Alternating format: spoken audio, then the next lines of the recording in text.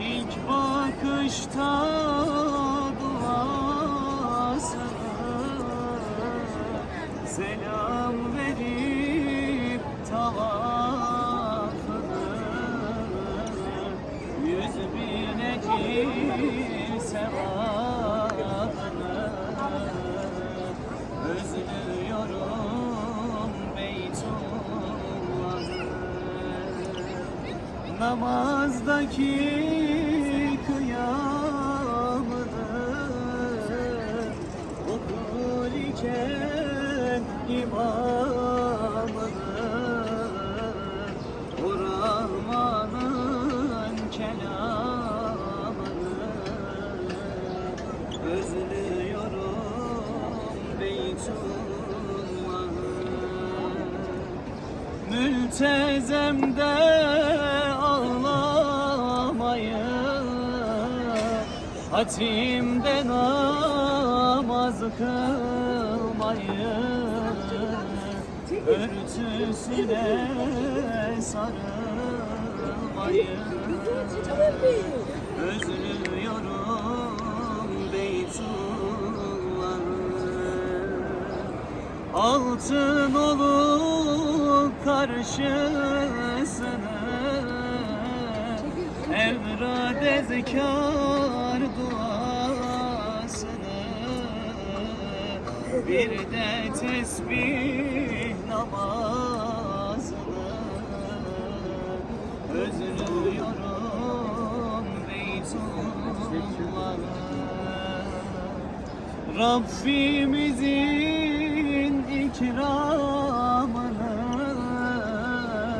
zemzeminden içmesini, şifasını, duasını, özlüyorum Beytullah'ı. Safasını, mervesini, tavafını, umresini, kefen gibi ihramını,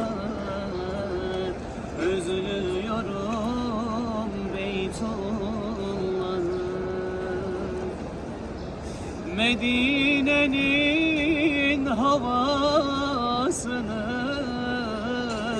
huzuruna varmasını, huşu ile durmasını,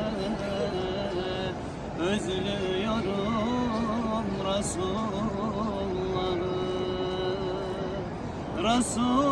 Resulümün has gülleri, cennetin efendileri, Hasan ile Hüseyin'i, özlüyorum Resulullah'ı.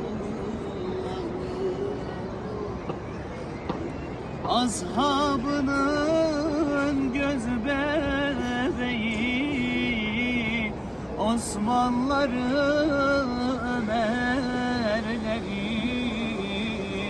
orada görün o erleri, özlüyorum Resulullah'ı.